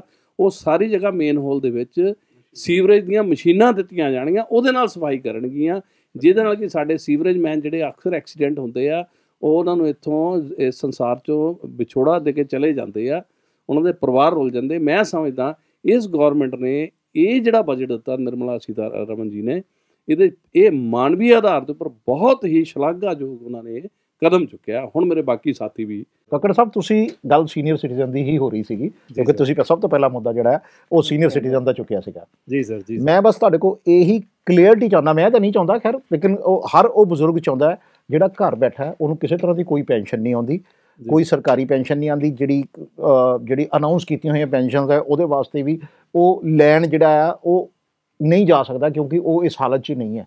ਤੇ ਕੀ ਸਰਕਾਰਾਂ ਨੇ ਅੱਜ ਤੱਕ, ਕਿਉਂਕਿ 9 ਸਾਲ ਤਾਂ ਤਕਰੀਬਨ ਮੋਦੀ ਸਰਕਾਰ ਨੂੰ ਵੀ ਹੋ ਗਿਆ, ਮੈਂ ਸਟੇਟ ਗਵਰਨਮੈਂਟਸ ਦੀ ਵੀ ਗੱਲ ਕਰ ਰਿਹਾ ਤੇ ਸੈਂਟਰ ਗਵਰਨਮੈਂਟ ਦੀ ਵੀ ਗੱਲ ਕਰ ਰਿਹਾ, ਕਿਸੇ ਵੀ ਸਰਕਾਰ ਨੇ ਅਜਿਹੀ ਕੋਈ ਪਾਲਿਸੀ ਬਣਾਈ ਹੈ ਕਿ ਉਹ ਪੈਨਸ਼ਨ ਜਿਹੜੀ ਹੈ ਉਸ ਵਿਅਕਤੀ ਨੂੰ, ਉਸ ਬਜ਼ੁਰਗ ਨੂੰ ਈਜ਼ੀਲੀ ਰਿਸੀਵ ਹੋਵੇ? ਕਿਉਂਕਿ ਗਵਰਨਮੈਂਟ ਖਾਤਿਆਂ ਦੇ ਵਿੱਚ ਪੈਸੇ ਪਾ ਰਹੀ ਹੈ ਤੇ ਜ਼ਾਹਿਰ ਹੈ ਕਿ ਜੇ ਉਹ ਇਨਸਾਨ ਆਪਣੀ 60 ਸਾਲ ਤੱਕ ਕੰਮ ਕਰਦਾ ਰਿਹਾ ਹੈ, 60 ਸਾਲ ਦੀ ਉਮਰ ਤੱਕ ਪ੍ਰਾਈਵੇਟ ਸੈਕਟਰ ਦੇ ਵਿੱਚ ਤਾਂ 65 ਸਾਲ ਦੀ ਉਮਰ ਤੱਕ ਵੀ ਕੰਮ ਕਰ ਰਹੇ ਆ, ਤੇ ਉਹਦੇ ਕੋਲ ਅਕਾਊਂਟ ਤੇ ਹੋਏਗਾ ਹੀ ਨਾ। ਤੇ ਕਿਉਂ ਨਹੀਂ ਸਰਕਾਰ ਉਹਨੂੰ ਘਰ ਤੱਕ ਪਹੁੰਚਦਾ ਕਰਦੀ? ਸਰ ਮੇਰਾ ਖਿਆਲ ਹੈ ਕਿ ਆਪਾਂ ਇੱਥੇ ਥੋੜ੍ਹੀ ਜਿਹੀ ਗਲਤੀ ਕਰ ਰਹੇ ਆ। ਜੋ ਵੀ ਪੈਨਸ਼ਨ ਦੀ ਰਕਮ ਹੈ ਉਹ ਸਾਰੀ ਦੀ ਸਾਰੀ ਅਕਾਊਂਟਾਂ ਦੇ ਵਿੱਚ ਹੀ ਆ ਰਹੀ ਹੈ। ਮੈਨੂੰ ਯਾਦ ਹੈ 2000 ਸੰਨ ਤੱਕ ਜਿਹੜੀ ਪੈਨਸ਼ਨ ਸੀ ਇਹ ਬਾਏ ਕੈਸ਼ ਦਿੱਤੀ ਜਾਂਦੀ ਸੀ, ਬਟ ਨਾਓ ਇਹ ਚੀਜ਼ ਨਹੀਂ ਰਹਿ ਗਈ। ਮੈਂ ਬਿਲਕੁਲ ਇਹ ਗੱਲ ਤੁਹਾਡੀ ਨਾਲ ਸਹਿਮਤ ਹਾਂ ਕਿ ਸਭ ਕੁਝ ਬੈਂਕ ਦੇ ਵਿੱਚ ਹੀ ਆ ਰਿਹਾ, ਲੇਕਿਨ ਉਹ ਬਜ਼ੁਰਗ ਨੂੰ 3 ਵਾਰੀ ਜਾ ਕੇ ਪੁੱਛਣਾ ਪੈਂਦਾ, ਆ ਗਈ ਕਿ ਨਹੀਂ ਆ ਗਈ, ਆ ਗਈ ਕਿ ਨਹੀਂ ਆ ਗਈ। ਹਾਂਜੀ ਜੀ ਪੁੱਛਣਾ ਨਹੀਂ ਪੈਂਦਾ ਹੈਗਾ, ਉਹ ਉਹਨਾਂ ਨੂੰ ਆਦਤ ਬਣੀ ਹੋਈ ਹੈ। ਐਕਚੁਅਲੀ ਪੈਸੇ ਉਹਨਾਂ ਦੇ ਖਾਤੇ 'ਚ ਆ ਜਾਂਦੇ ਆ ਜੀ ਸਰ, ਐਕਚੁਅਲੀ ਪੈਸੇ ਉਹਨਾਂ ਦੇ ਖਾਤੇ 'ਚ ਆਪਣੇ ਆਪ ਟ੍ਰਾਂਸਫਰ ਹੋ ਰਹੇ ਆ। ਕਿਸੇ ਹੋਰ ਮੁੱਦੇ ਵੱਲ ਥੋੜਾ ਧਿਆਨ ਦਿਵਾਉਣਾ ਚਾਹਾਂਗਾ। ਅਸੀਂ ਲੋਕ ਇਹ ਸੋਚਦੇ ਹਾਂ ਕਿ ਜਿਹੜਾ ਬਜ਼ੁਰਗ ਆਦਮੀ 60 ਤੋਂ ਬਾਅਦ ਜਿਹਦੇ ਕੋਲ ਪੈਨਸ਼ਨ ਦੀ ਆਮਦਨ ਨਹੀਂ ਹੈ ਉਹ ਸ਼ਾਇਦ ਭੁੱਖਾ ਮਰ ਰਿਹਾ, ਬਟ ਮੈਂ ਤੁਹਾਨੂੰ ਇਹਦੇ 'ਚ ਥੋੜ੍ਹੀ ਜਿਹੀ ਕਰੈਕਸ਼ਨ ਕਰਨਾ ਚਾਹਾਂਗਾ ਕਿ ਸਰਕਾਰ ਨੇ ਇੱਕ ਸੈਕਸ਼ਨ 80C ਬਣਾਇਆ ਜਿਹੜਾ ਕਿ ਟਾਈਮ ਮੈਮੋਰੀਅਲ ਚੱਲ ਰਿਹਾ ਜੀ। ਇਹਦਾ ਨਾਮ ਪਹਿਲੇ ਸੈਕਸ਼ਨ 88 ਹੁੰਦਾ ਸੀ, ਫਿਰ 80C ਹੋ ਗਿਆ। ਇਹ ਸੈਕਸ਼ਨ ਸੇਵਿੰਗ ਦਾ ਹੈ, ਜਿਹਦੇ ਵਿੱਚ ਕਿ ਕੋਈ ਵੀ ਬੰਦਾ ਆਪਣੀ ਆਮਦਨ ਦੇ ਵਿੱਚੋਂ, ਚਾਹੇ ਉਹ ਸੈਲਰੀਡ ਪਰਸਨ ਹੋਵੇ ਤੇ ਚਾਹੇ ਉਹ ਨੌਨ ਸੈਲਰੀਡ ਪਰਸਨ ਹੋਵੇ, ਬਿਜ਼ਨਸਮੈਨ ਹੋਵੇ ਜਾਂ ਕਿਸੇ ਤਰ੍ਹਾਂ ਦੀ ਹੋਰ ਆਮਦਨ ਲੈ ਰਿਹਾ, ਉਹ ਪਰਸਨ ਆਪਣੀ ਆਮਦਨ ਦੇ ਵਿੱਚੋਂ, ਅੱਜ ਦੀ ਡੇਟ ਦੇ ਵਿੱਚ ਇਹ ਅਮਾਊਂਟ 1.5 ਲੱਖ ਹੈ, ਕਿਸੇ ਟਾਈਮ ਇਹ 25-30 ਹਜ਼ਾਰ ਵੀ ਹੁੰਦੀ ਸੀ, ਵੱਧਦੀ 1.5 ਲੱਖ ਹੋ ਗਈ। ਉਹ ਹਰ ਸਾਲ ਇਸ ਚੀਜ਼ ਨੂੰ NSC ਦੇ ਵਿੱਚ, NUT ਦੇ ਵਿੱਚ, LIC ਦੇ ਵਿੱਚ, PPF ਦੇ ਵਿੱਚ ਡਿਪੋਜ਼ਿਟ ਕਰਵਾਉਂਦਾ ਸੀ। PPF ਦੇ ਵਿੱਚ 15 ਸਾਲ ਬਾਅਦ ਪੈਸੇ ਮਿਲਦੇ ਸੀ, LIC ਦੇ ਵਿੱਚ ਕਈ ਸਕੀਮਾਂ ਤੁਹਾਨੂੰ ਪਤਾ 25-25, 30-30 ਸਾਲ ਚੱਲਦੀਆਂ ਸੀ। ਸੋ ਇਹ ਜਿਹੜਾ ਪੈਸਾ ਹੈ ਇਸੇ ਲਈ ਕੀਤਾ ਜਾਂਦਾ ਸੀ ਕਿ ਜਦੋਂ ਇਨਸਾਨ ਬਜ਼ੁਰਗ ਹੋਏਗਾ, ਕਮਾਉਣ ਤੋਂ ਵਾਂਝਾ ਹੋ ਜਾਏਗਾ, ਕਮਾਉਣ ਦੇ ਕਾਬਿਲ ਸ਼ਾਇਦ ਨਹੀਂ ਰਹੇਗਾ, ਉਦੋਂ ਇਹ ਇੱਕਮੁਸ਼ਤ ਪੈਸਾ ਉਹਦੇ ਕੰਮ ਆਏ। ਸੋ ਜੋ ਪੈਨਸ਼ਨ ਹੈ, ਪੈਨਸ਼ਨ ਵੀ ਸੈਲਰੀ ਦੇ ਵਿੱਚੋਂ ਕੱਟ ਕੇ ਦਿੱਤੀ ਜਾਂਦੀ ਹੈ। ਉਹ ਪਰਸਨ ਜਿਹੜਾ ਕਿ ਸੈਲਰੀ ਕਮਾ ਰਿਹਾ ਉਹਨੂੰ ਫੁੱਲ ਪੈਸੇ ਨਹੀਂ ਮਿਲਦੇ, ਉਹਨੂੰ ਪੈਸੇ ਦੇ ਵਿੱਚੋਂ ਕੁਝ ਅਮਾਊਂਟ ਕੱਟ ਲਈ ਜਾਂਦੀ ਹੈ ਜਿਹੜੀ ਬਾਅਦ ਦੇ ਵਿੱਚ ਪੈਨਸ਼ਨ ਬਣਦੀ ਹੈ। ਇਸੇ ਤਰ੍ਹਾਂ ਸੈਕਸ਼ਨ 80C, ਸੈਕਸ਼ਨ 88 ਸੀ ਕਿ ਕੁਝ ਪੈਸੇ ਤੁਸੀਂ ਸੇਵ ਕਰੋ ਤੇ ਬਾਅਦ ਦੇ ਵਿੱਚ ਉਹਨਾਂ ਪੈਸਿਆਂ ਨਾਲ ਆਪਣੀ ਬਜ਼ੁਰਗੀਅਤ ਕੱਟੋ। ਤੁਸੀਂ ਇਹ ਗੱਲ ਜ਼ਰੂਰ ਦੱਸੋ ਕਿ ਬਜ਼ੁਰਗਾਂ ਨੂੰ ਰਿਸਪੈਕਟਫੁਲੀ ਉਹਨਾਂ ਦਾ ਗੁਜ਼ਰ ਬਸ਼ਰ ਕਰਨ ਵਾਸਤੇ ਜਿਹੜੀ ਰਕਮ ਹੈ ਕਿੰਨਾ ਅਮਾਊਂਟ ਚਾਹੀਦਾ ਤੇ ਕਿਵੇਂ ਪਹੁੰਚਦਾ ਕਰਨਾ ਚਾਹੀਦਾ ਉਹਨਾਂ ਦੇ? ਦੇਖੋ ਜੀ, ਅਮਾਊਂਟ ਤਾਂ ਜਿੱਦਾਂ ਕੱਕੜ ਜੀ ਨੇ ਕਿਹਾ ਕਿ ਸੇਵਿੰਗ ਵਾਸਤੇ ਸਾਨੂੰ ਸਰਕਾਰ ਨੇ ਪਹਿਲਾਂ ਹੀ ਪਾਲਿਸੀਜ਼ ਦਿੱਤੀਆਂ ਹੋਈਆਂ। ਹਰ ਬੰਦੇ ਦੀ ਆਪਣੀ ਇਨਕਮ ਹੈ, ਹਰ ਬੰਦੇ ਦਾ ਆਪਣਾ ਖਰਚਾ ਹੈ, ਲੇਕਿਨ ਅੱਜ ਦੇ ਤੌਰ 'ਤੇ ਜਿੱਦਾਂ ਵਰਮਾ ਜੀ ਕਹਿ ਰਹੇ ਕਿ 10 ਤੋਂ 15,000 ਸ਼ੁੱਡ ਬੀ ਮਿਨੀਮਮ ਅਮਾਊਂਟ ਜਿਹੜੀ ਸਰਕਾਰ ਤੁਹਾਨੂੰ ਦੇਣੀ ਹੀ ਦੇਣੀ ਚਾਹੀਦੀ ਹੈ। ਜਿਹੜੀ ਸਰਕਾਰ ਦੇ ਜ਼ਰੂਰ ਦੇਵੇ ਕਿ ਘੱਟੋ ਘੱਟ 15,000 ਰੁਪਈਆ ਦੇਵੇ, ਜਿਹਦੇ ਨਾਲ ਬੰਦਾ ਆਪਣਾ ਜਿਹੜਾ ਰੈਗੂਲਰ ਖਰਚਾ ਹੈਗਾ ਘੱਟੋ ਘੱਟ ਉਹ ਕਰ ਸਕੇ। ਬਾਕੀ ਸੇਵਿੰਗ ਤਾਂ ਦੇਖੋ ਜੀ ਆਪ ਹੀ ਕਰਨੀ ਪੈਣੀ ਹੈ, ਸਰਕਾਰਾਂ ਦੇ ਆਪਾਂ ਬਹੁਤੇ ਰਹਿ ਨਹੀਂ ਸਕਦੇ, ਡਿਪੈਂਡ ਨਹੀਂ ਹੋ ਸਕਦੇ, ਸੇਵਿੰਗ ਤਾਂ ਆਪ ਹੀ ਕਰਨੀ ਪੈਣੀ ਸਾਨੂੰ। ਸੇਵਿੰਗ ਦੀ ਔਰ ਪੈਨਸ਼ਨ ਦੀ ਗੱਲ ਤਾਂ ਚੱਲ ਹੀ ਰਹੀ ਹੈ, ਉਹਦੇ 'ਚ ਇੱਕ ਨਾ NPS ਨੈਸ਼ਨਲ ਪੈਨਸ਼ਨ ਸਕੀਮ ਵੀ ਚੱਲ ਰਹੀ ਹੈ, ਜਿਹਦੇ 'ਚ 50,000 ਰੁਪਏ ਤੱਕ ਹਰ ਬੰਦਾ ਹਰ ਸਾਲ ਦੇ ਵਿੱਚ, ਜਿਹੜੇ ਲੋਕ ਕਿਸੇ ਵੀ ਲੈਵਲ 'ਤੇ ਕਵਰਡ ਨਹੀਂ ਹੈਗੇ ਉਹਨਾਂ ਨੂੰ ਵੀ ਉਹਦੇ ਅੰਡਰ ਕਵਰ ਕੀਤਾ ਜਾਂਦਾ ਹੈ, ਔਰ ਉਹਦਾ ਫਿਰ ਇਨਕਮ ਟੈਕਸ 'ਚੋਂ ਰਿਬੇਟ ਵੀ ਹੈਗਾ। ਔਰ ਇਹ NPS ਇਸੇ ਕਰਕੇ ਸ਼ੁਰੂ ਕੀਤੀ ਗਈ ਸੀ, ਨੈਸ਼ਨਲ ਪੈਨਸ਼ਨ ਸਕੀਮ, ਤਾਂ ਕਿ ਇਹਦੇ 'ਚ ਜਿਹੜੇ ਲੋਕ ਅੱਜ ਤੱਕ ਕਿਸੇ ਵੀ ਕਾਰਨ ਪੈਨਸ਼ਨ ਨਹੀਂ ਲੈ ਪਾ ਰਹੇ, ਉਹ ਵੀ ਉਹਦੇ ਵਿੱਚ ਇਨਵੈਸਟ ਕਰਕੇ ਔਰ ਉਹਨਾਂ ਨੂੰ ਇੱਕ ਮਿਨੀਮਮ ਅਮਾਊਂਟ ਆਫ ਪੈਨਸ਼ਨ ਤਾਂ ਲੇਟਰ ਸਟੇਜ 'ਤੇ ਜ਼ਰੂਰ ਮਿਲੇ। ਇਸ ਤੋਂ ਇਲਾਵਾ ਇਸ ਬਜਟ 'ਚ ਸਾਰੀਆਂ ਗੱਲਾਂ ਆਪਾਂ ਕਰਦੇ ਪਏ ਹਾਂ, ਔਰ ਬੜਾ ਵੱਡਾ ਇੱਕ 2 ਪੁਆਇੰਟ ਨੇ ਜਿਹੜੇ ਮੈਂ ਦੱਸਣਾ ਚਾਹੁੰਦਾ ਵਾਂ ਕਿ ਇਸ ਬਜਟ ਦੀ ਜਿਹੜੀ ਮੇਨ ਫੋਕਸ ਹੈ, ਜਿਹੜੀ ਕਿ ਆਪਾਂ ਕਹਿੰਦੇ ਹਾਂ ਕਿ ਜੌਬਸ ਦੀ ਕ੍ਰੀਏਸ਼ਨ ਹੋਏਗੀ, ਉਹ ਕਿੱਦਾਂ ਹੋਏਗੀ।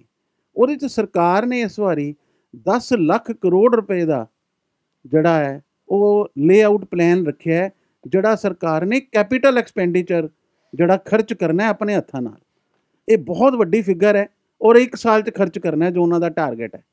ਔਰ ਜੇ ਇਹ ਐਗਜ਼ੀਕਿਊਸ਼ਨ ਹੋ ਜਾਂਦੀ ਹੈ ਤੇ ਬੜਾ ਵੱਡਾ ਦੇਸ਼ ਦੀ ਇਕੋਨਮੀ ਨੂੰ ਫਾਇਦਾ ਹੋਏਗਾ ਔਰ ਬੜੀਆਂ ਨਵੀਆਂ ਜੌਬਸ ਕ੍ਰੀਏਟ ਹੋਣਗੀਆਂ।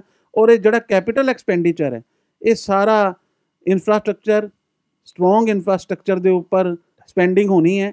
ਔਰ ਉਹਦੇ ਨਾਲ ਜਿਹੜੇ ਕਿ BPL ਦੇ ਵਿੱਚ ਪ੍ਰਾਈਮ ਮਿਨਿਸਟਰ ਆਵਾਸ ਯੋਜਨਾ ਦੇ ਅੰਦਰ ਆਪਾਂ ਦੇਖਦੇ ਹਾਂ TV 'ਚ ਵੀ ਅੱਜ 1.5 ਲੱਖ ਲੋਕਾਂ ਨੂੰ ਘਰਾਂ 'ਚ ਚਾਬੀਆਂ ਦਿੱਤੀਆਂ ਗਈਆਂ।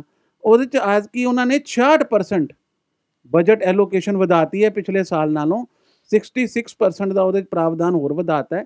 ਔਰ ਇਹ ਬੜਾ ਸ਼ਲਾਘਾਯੋਗ ਕੰਮ ਹੈ ਕਿ ਆਮ ਬੰਦਾ ਜਿਹੜਾ ਘਰ ਵੀ ਨਹੀਂ ਲੈ ਪਾ ਰਿਹਾ, ਉਹ ਲੋਕਾਂ ਨੂੰ ਆਉਣ ਵਾਲੇ ਟਾਈਮ 'ਚ ਹੋਰ ਜ਼ਿਆਦਾ ਚਾਂਸ ਹੈ ਕਿ ਉਹਨਾਂ ਨੂੰ ਆਪਣਾ ਘਰ, ਆਪਣੀ ਛੱਤ ਮਿਲੇਗੀ ਰਹਿਣ ਵਾਸਤੇ। ਔਰ ਇਹ ਬੜੇ ਵੱਡੇ 2-4 ਸਟੈਪ ਨੇ। ਔਰ ਜੇ ਇਹ ਸਟੈਪ ਐਗਜ਼ੀਕਿਊਟ ਹੋ ਗਏ ਤੇ ਆਮ ਬੰਦਿਆਂ ਨੂੰ ਵੀ ਔਰ ਨਵੇਂ ਯੁਵਾ ਨੂੰ ਵੀ ਨੌਕਰੀਆਂ ਵੀ ਮਿਲਣਗੀਆਂ ਤੇ ਆਮ ਬੰਦੇ ਨੂੰ ਘਰਾਂ 'ਚ ਰਹਿਣ ਲਈ ਰਾਹਤ ਵੀ ਮਿਲੇਗੀ। ਸਮਾਲ ਸਕੇਲ ਇੰਡਸਟਰੀਜ਼ ਬਾਰੇ ਗੱਲ ਕਰ ਰਹੇ ਸੀਗੇ ਕਿ ਗਵਰਨਮੈਂਟ ਨੇ ਸਮਾਲ ਸਕੇਲ ਇੰਡਸਟਰੀਜ਼ ਨੂੰ ਕੀ ਕੁਝ ਦਿੱਤਾ, ਔਰ ਤੁਸੀਂ ਇਹ ਵੀ ਜ਼ਰੂਰ ਦੱਸੋ ਕਿ ਇੰਡਸਟਰੀ ਦੇ ਵਿੱਚ ਕੰਮ ਕਰਨ ਵਾਲੇ ਲੋਕ ਜਦੋਂ ਬਜ਼ੁਰਗ ਹੋ ਜਾਂਦੇ ਨੇ ਜਾਂ ਜਦੋਂ ਰਿਟਾਇਰਮੈਂਟ ਦੀ ਏਜ 'ਚ ਆ ਜਾਂਦੇ ਨੇ ਤੇ ਇੰਡਸਟਰੀ ਤੋਂ ਉਹਨਾਂ ਨੂੰ, ਜਿੱਥੇ ਉਹਨਾਂ ਨੇ ਆਪਣੇ 15 ਸਾਲ 20 ਸਾਲ 25 ਸਾਲ ਜਿਹੜੀ ਹੈਗੀ ਹੈ ਉਹ ਸਰਵਿਸ ਕੀਤੀ ਹੁੰਦੀ ਹੈ, ਤੇ ਜਿਹੜੇ ਸਮਾਲ ਸਕੇਲ ਇੰਡਸਟਰੀਜ਼ ਜਾਂ ਇੰਡਸਟਰੀਜ਼ ਜਿਹੜੇ ਚਲਾਉਂਦੇ ਨੇ, ਇੰਡਸਟਰੀਸਟ ਨੇ ਜਿਹੜੇ, ਉਹ ਉਹਨਾਂ ਨੂੰ ਕੀ ਦਿੰਦੇ ਨੇ? ਦੇਖੋ, ਇੱਕ ਪ੍ਰੋਵੀਡੈਂਟ ਫੰਡ ਜਿਹੜਾ ਹੈ ਉਹ ਹਰ ਇੰਡਸਟਰੀ ਦੇ ਵਿੱਚ ਹੈ, ਜਿੱਥੇ ਵੀ 10 ਤੋਂ ਵੱਧ EMPLOYE ਹੈਗੇ ਆ। ਉਹ ਪਹਿਲੋਂ ਤੇ ਸਾਡੇ ਅਰਬਨ ਦੇ ਵਿੱਚ ਐਪਲੀਕੇਬਲ ਸੀ।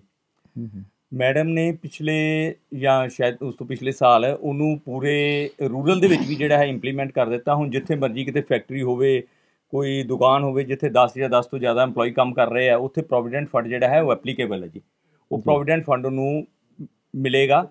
ਪ੍ਰੋਵੀਡੈਂਟ ਫੰਡ ਦੇ ਨਾਲ ਨਾਲ ਜਿਹੜਾ ਹੈ ਗ੍ਰੈਚੁਟੀ ਐਪਲੀਕੇਬਲ ਹੈ, ਗ੍ਰੈਚੁਟੀ ਮਿਲੇਗੀ। ਉਹਦੇ ਨਾਲ ਨਾਲ ਹੋਰ ਜਿੰਨੇ ਵੀ ਕੋਈ ਪਰਕਸ, ਇੱਕ ਅੱਜ ਦੇ ਬਜਟ ਦੇ ਵਿੱਚ ਇੱਕ ਬੜੀ ਵਧੀਆ ਗੱਲ ਜਿਹੜੀ ਉੱਭਰ ਕੇ ਆਈ ਹੈ ਜੀ, ਇਹ ਆਈ ਹੈ ਕਿ ਇੱਕ ਲੀਵ ਐਨਕੈਸ਼ਮੈਂਟ 3 ਲੱਖ ਰੁਪਏ ਤੱਕ ਹੁੰਦੀ ਸੀ, ਟੈਕਸੇਬਲ ਨਹੀਂ ਸੀ ਹੈਗੀ। ਹੁਣ ਉਹ ਜਿਹੜੀ ਹੈ ਅੱਜ ਦੇ ਬਜਟ ਦੇ ਵਿੱਚ ਉਹ 25 ਲੱਖ ਰੁਪਏ ਕਰ ਦਿੱਤੀ ਗਈ ਜੀ। ਇੱਥੇ ਰਾਣਾ ਜੀ, ਮੈਂ ਅੱਜ ਤੁਹਾਨੂੰ ਇੱਕ ਨਵੀਂ ਗੱਲ ਦੱਸਣੀ ਚਾਹੁੰਦਾ ਸੀ ਬਜਟ ਦੇ ਵਿੱਚ, ਜਿਹੜੀ ਸ਼ਾਇਦ ਹਾਲੇ ਤੱਕ ਸਾਡੇ ਕੋਲ ਡਿਸਕਸ ਨਹੀਂ ਹੋਈ, ਉਹ ਮੈਂ ਵੀ ਹੁਣੇ ਹੀ ਮੇਰੀ ਨੌਲੇਜ ਦੇ ਵਿੱਚ ਆਈ ਹੈ ਜੀ। ਇੱਕ ਪੈਨ ਕਾਰਡ ਨੂੰ ਜਿਹੜਾ ਹੈ ਉਹ ID ਦਾ ਦਰਜਾ ਦੇ ਦਿੱਤਾ ਗਿਆ ਜੀ ਅੱਜ ਦੇ ਬਜਟ ਦੇ ਵਿੱਚ। ਜਿਹੜਾ ਕਿ ਪਹਿਲੋਂ ਜਿਹੜਾ ਸੀਗਾ ਉਹ ਹੁੰਦਾ ਸੀਗਾ ਆਧਾਰ ਕਾਰਡ ਜਾਂ ਅਸੀਂ ਪਾਸਪੋਰਟ ਜਾਂ ਡਰਾਈਵਿੰਗ ਲਾਇਸੈਂਸ ਨੂੰ ਜਿਹੜਾ ਸੀਗਾ ਆਪਣੇ ID ਕਾਰਡ ਯੂਜ਼ ਕਰਦੇ ਸੀ, ਆਇਡੈਂਟੀਟੀ ਯੂਜ਼ ਕਰਦੇ ਸੀ। ਅੱਜ ਪਹਿਲੀ ਵਾਰੀ ਪੈਨ ਕਾਰਡ ਨੂੰ ਜਿਹੜਾ ਹੈ ਉਹ ਆਇਡੈਂਟੀਟੀ ਹੀ ਦੇ ਦਿੱਤੀ ਗਈ ਹੈ। ਪੈਨ ਕਾਰਡ ਤੁਹਾਡਾ ਹੁਣ ਆਧਾਰ ਕਾਰਡ ਦਾ ਹੀ ਕੰਮ ਨਾਲ ਕਰ ਰਿਹਾ ਜੀ ਅੱਜ ਦੀ ਡੇਟ ਦੇ ਵਿੱਚ, ਜਿਹੜੀ ਇੱਕ ਨਵੀਂ ਚੀਜ਼ ਹੋਈ ਹੈ। ਉਸ ਤੋਂ ਬਾਅਦ ਇੱਕ ਹੋਰ ਚੀਜ਼ ਮੈਂ ਤੁਹਾਨੂੰ ਦੱਸਣਾ ਚਾਹੁੰਦਾ ਇਹਦੇ ਵਿੱਚ ਰਾਣਾ ਜੀ, ਬਜਟ ਦੇ ਵਿੱਚ ਇਹ ਥੋੜ੍ਹੀ ਜੇ ਆਮ ਪਬਲਿਕ ਦਾ ਦੇਖੋ ਜੀ, ਜੇ ਪੂਰੀ ਕੰਟਰੀ ਗਰੋਥ ਕਰੇਗੀ ਤੇ ਆਮ ਪਬਲਿਕ ਦੇ ਗਰੋਥ ਆਟੋਮੈਟਿਕਲੀ ਉਹਦੇ ਨਾਲ ਜੁੜੀ ਹੋਣੀ ਹੈਗੀ। ਹਾਂਜੀ। ਉਹਦੇ 'ਚ ਰਾਣਾ ਜੀ ਬੜੀ ਦੇਰ ਤੋਂ, ਈਵਨ ਮਨਮੋਹਨ ਸਿੰਘ ਜੀ ਦੀ ਗੌਰਮੈਂਟ ਜਾਂ ਉਸ ਤੋਂ ਪਹਿਲੋਂ ਵੀ ਜਿੰਨੀਆਂ ਗੌਰਮੈਂਟਾਂ ਰਹੀਆਂ ਵਾ, ਉਹਨਾਂ ਦੀ ਇੱਕ ਬੜੀ ਜ਼ਿਆਦਾ ਕੋਸ਼ਿਸ਼ ਰਹੀ ਹੈਗੀ ਹੈ ਕਿ ਅਸੀਂ ਜਿੰਨੀਆਂ ਛੂਟਾਂ ਦਿੰਦੇ ਹੈਗੇ ਆ ਟੈਕਸ ਦੀਆਂ, ਜਿਹੜੀਆਂ ਟੈਕਸ ਦੀਆਂ ਅਸੀਂ ਛੂਟਾਂ ਦਿੰਦੇ ਹੈਗੇ, ਐਕਚੁਅਲੀ ਛੂਟਾਂ ਉਹ ਕਿਹਨੂੰ ਮਿਲ ਰਹੀਆਂ ਸੀਗੀਆਂ? ਜਿਹੜਾ ਸੈਲਰੀਡ EMPLOYE ਸੀਗਾ, ਗੌਰਮੈਂਟ EMPLOYE ਸੀ, ਮੈਕਸਿਮਮ ਉਹੀ ਸੀਗੇ। 2-2.5 ਕਰੋੜ 3 ਕਰੋੜ ਦੀ ਉਹ ਵਾਲੀ ਜਿਹੜੀ ਹੈ ਰਿਟਰਨ ਜਾਂਦੀ ਹੈ ਜੀ, 2-2.5 ਕਰੋੜ ਰਿਟਰਨਾਂ ਜਾਂਦੀਆਂ ਵਾ। ਉਹ ਰਿਟਰਨਾਂ ਜਿਹੜੀਆਂ ਸੀਗੀਆਂ ਉਹ ਗੌਰਮੈਂਟ EMPLOYE ਹੈਗੇ ਆ, ਅੱਛੀ ਉਹਨਾਂ ਦੀ ਪੇ ਹੈਗੀ ਹੈ। ਗੌਰਮੈਂਟ ਦੀ ਬੜੀ ਦੇਰ ਤੋਂ ਇਹ ਸੀਗੀ ਕਿ ਇਹ ਜਿਹੜੀਆਂ ਹੈਗੀਆਂ ਡਿਡਕਸ਼ਨਾਂ ਖਤਮ ਕੀਤੀਆਂ ਜਾਣ ਕਿਸੇ ਤਰੀਕੇ ਦੇ ਨਾਲ। ਇਹ ਜਿਹੜੀਆਂ ਛੂਟਾਂ ਅਸੀਂ ਦਿੰਦੇ ਹੈਗੇ ਨਾ ਜੀ, 80C ਜਾਂ 80G ਜਾਂ ਹੋਰ ਇਹ ਜਿਹੜੀਆਂ ਡਿਡਕਸ਼ਨ ਆਪਾਂ ਦਿੰਦੇ 80D, ਇਹ ਸਾਰੀਆਂ ਜਿਹੜੀਆਂ ਹੈ ਖਤਮ ਕੀਤੀਆਂ ਜਾਣ। ਬੜੀਆਂ ਕਮੇਟੀਆਂ ਨੇ ਵੀ ਰਿਕਮੈਂਡੇਸ਼ਨ ਕੀਤੀ ਜੀ, ਬੜੀ ਕਮੇਟੀਆਂ ਨੇ ਰਿਕਮੈਂਡੇਸ਼ਨ ਦਿੱਤੀ ਕਿ ਜਿਹੜੀਆਂ ਹੈਗੀਆਂ ਛੂਟਾਂ ਖਤਮ ਕੀਤੀਆਂ ਜਾਣ। ਸਾਰੀਆਂ ਗੌਰਮੈਂਟਾਂ ਦੇ ਹੱਥ ਖੜੇ ਰਹੇ ਆ ਜੀ। ਅੱਜ ਸੀਤਾਰਮਨ ਜੀ ਨੇ ਇੱਕ ਇੱਦਾਂ ਦਾ ਪਲੇਟਫਾਰਮ ਲਿਆ ਕੇ ਖੜਾ ਕਰ ਦਿੱਤਾ ਜਿਹਦੇ ਵਿੱਚ ਉਹਨਾਂ ਨੇ ਓਲਡ ਰੈਜੀਮ ਤੇ ਨਿਊ ਰੈਜੀਮ ਤਾਂ ਪਿਛਲੇ ਸਾਲ ਹੀ ਉਹਨਾਂ ਨੇ ਕਰ ਦਿੱਤਾ ਸੀ। ਉਹਨਾਂ ਨੇ ਆਲਮੋਸਟ ਇੱਕ ਅੱਜ ਇੱਦਾਂ ਦਾ ਕੰਮ ਕਰਤਾ ਜਿਹਦੇ ਵਿੱਚ ਕਿ ਪਿਛਲੇ ਸਾਲ 99% ਰਿਟਰਨਾਂ ਜਿਹੜੀਆਂ ਹੈਗੀਆਂ ਉਹ ਓਲਡ ਰੈਜੀਮ 'ਚ ਗਈਆਂ ਵਾ 1% ਰਿਟਰਨਾਂ ਜਿਹੜੀਆਂ ਵਾ ਨਿਊ ਰੈਜਿਮ 'ਚ ਗਈਆਂ। ਇਸ ਸਾਲ ਬਜਟ ਇੱਦਾਂ ਦਾ ਬਣ ਗਿਆ ਜੀ ਕਿ ਸਾਰਿਆਂ ਨੇ ਹੀ ਜਿਹੜੀਆਂ ਰਿਟਰਨਾਂ ਹੈ ਨਿਊ ਰੈਜਿਮ 'ਚ ਕਰਨੀਆਂ, ਤੇ ਡਿਡਕਸ਼ਨਾਂ ਵਾਲਾ ਕੰਮ ਜਿਹਦੇ ਤੇ ਸਰਕਾਰ ਬੜੀ ਦੇਰ ਤੋਂ ਜ਼ੋਰ ਲਾ ਰਹੀ ਸੀ, ਖਤਮ ਨਹੀਂ ਸੀ ਹੋ ਰਿਹਾ, ਉਹ ਅੱਜ ਜਿਹੜਾ ਕੰਮ ਹੈ ਉਹ ਆਟੋਮੈਟਿਕਲੀ ਜਿਹੜਾ ਹੈ ਉਹ ਖਤਮ ਹੋਣ ਦੇ ਕਗਾਰ ਤੇ ਪਹੁੰਚ ਗਿਆ ਜੀ।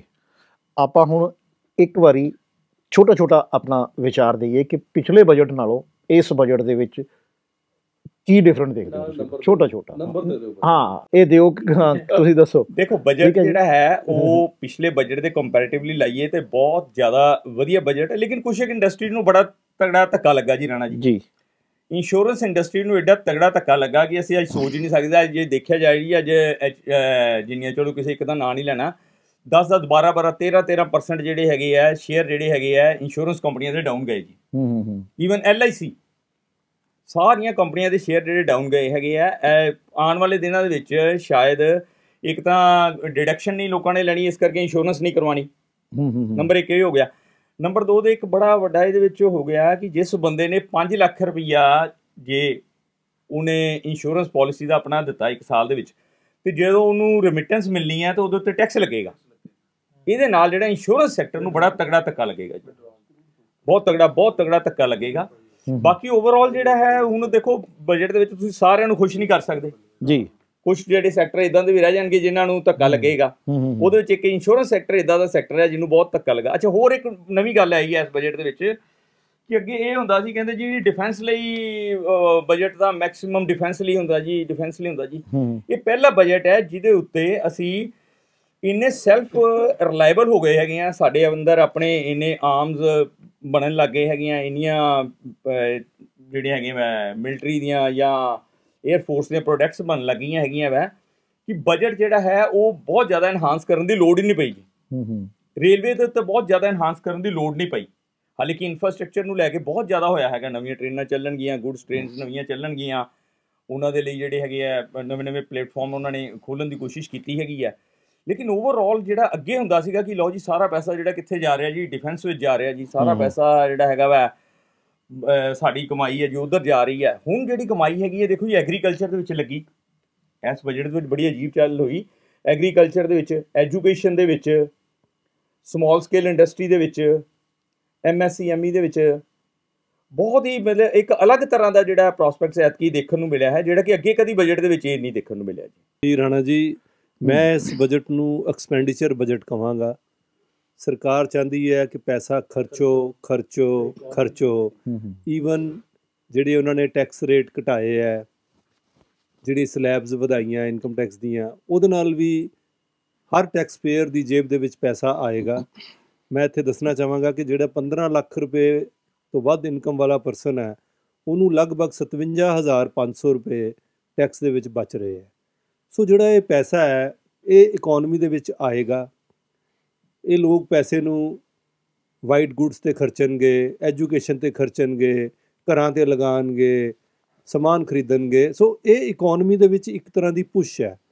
ਐਂਡ ਇਹ ਬਹੁਤ ਪਹਿਲੇ ਤੋਂ ਦੱਸਿਆ ਸੀਗਾ, ਅਗਰ ਤੁਸੀਂ ਧਿਆਨ ਦਿਓ ਤੇ ਲੋਕ ਕਹਿੰਦੇ ਹੁੰਦੇ ਸੀ ਯਾ ਖੁਦਾ ਖਰਚ ਵਧਾ, ਜਦੋਂ ਖਰਚ ਵਧੇਗਾ ਆਮਦਨ ਆਪਣੇ ਆਪ ਆ ਜਾਏਗੀ। ਸੋ ਇੱਕ ਬਹੁਤ ਰਾਈਟ ਸਟੈਪ ਲਿਆ ਇਹਨਾਂ ਨੇ, ਬੜਾ ਸਟਰੋਂਗ ਐਂਡ ਸ਼ਕਤੀਵਾਨ ਐਂਡ ਪ੍ਰਗਤੀਵਾਦੀ ਇਹ ਬਜਟ ਮੈਂ ਕਹਾਂਗਾ। ਮੈਂ ਵੀ ਵਰਮਾ ਜੀ ਦੀ ਤਰ੍ਹਾਂ ਇਹਨੂੰ ਬਜਟ ਨੂੰ 10 ਦੇ ਵਿੱਚੋਂ 9 ਨੰਬਰ ਦੇਵਾਂਗਾ। ਐਂਡ ਮੇਰਾ ਖਿਆਲ ਹੈ ਕਿ ਜਿਹੜਾ ਐਕਸਪੈਂਡੀਚਰ ਆਏਗਾ ਇਕੋਨਮੀ ਦੇ ਵਿੱਚ, ਉਹ ਇਕੋਨਮੀ ਨੂੰ ਹੀ ਬੂਸਟ ਕਰੇਗਾ। ਮੇਰਾ ਖਿਆਲ ਹੈ ਸਰਵੇਸ਼ ਜੀ ਵੀ ਇਹਦੇ ਬਾਰੇ ਕੁਝ ਕਹਿਣਾ ਚਾਹਣਗੇ। ਹਾਂਜੀ, ਮੈਂ ਕਹਿਣ ਲੱਗਾ ਸੀਗਾ ਕਿ ਸ਼ਰਮਾ ਜੀ ਦੱਸੋ ਕੀ ਕਹਿਣਾ ਚਾਹੁੰਦੇ ਨੇ ਜੀ। ਸਾਰੀ ਡਿਸਕਸ਼ਨ ਜਿਹੜੀ ਬਜਟ 'ਤੇ ਹੁਣ ਚੱਲ ਰਹੀ ਹੈ ਜੀ, ਉਹ ਅੰਤਿਮ ਦੌਰ 'ਚ ਆਈ ਹੈ ਔਰ ਹੁਣ ਆਪਾਂ ਨਿਸ਼ਕਰਸ਼ 'ਤੇ ਪਹੁੰਚ ਰਹੇ ਹਾਂ ਕਿ ਬਜਟ ਦੀ ਕੀ ਰੂਪ ਰੇਖਾ ਕਿੱਥੇ ਆ ਕੇ ਟਿਕਦੀ ਹੈ। ਰਾਣਾ ਜੀ ਨੇ ਜਿਸ ਤਰ੍ਹਾਂ ਕਿਹਾ ਕਿ ਪਿਛਲੇ ਬਜਟ ਦੇ ਮੁਕਾਬਲੇ, ਅਸੀਂ ਲਾਸਟ ਟਾਈਮ ਵੀ ਇੱਥੇ ਬੈਠੇ ਸੀ, ਡਿਸਕਸ਼ਨ ਹੋਈ ਸੀ, ਔਰ ਜਿਹੜਾ ਬਜਟ, ਜਿਹੜੀ ਸਰਕਾਰ ਦਾ ਬਜਟ ਪਿਛਲੇ ਰੋਡ ਮੈਪ ਨੂੰ ਅੱਗੇ ਲੈ ਕੇ ਜਾਂਦਾ ਹੈ, ਔਰ ਇਹ ਉਹੀ ਬਜਟ ਹੈ ਜੋ ਉਹਨਾਂ ਨੇ ਪਿਛਲੀ ਵਾਰੀ ਰੋਡ ਮੈਪ ਤਿਆਰ ਕੀਤਾ, ਉਹਨਾਂ ਨੇ ਉਹਨੂੰ ਅੱਗੇ ਹੋਰ ਵਧੀਆ ਤਰੀਕੇ ਨਾਲ ਐਕਸਟੈਂਡ ਕੀਤਾ ਹੈ।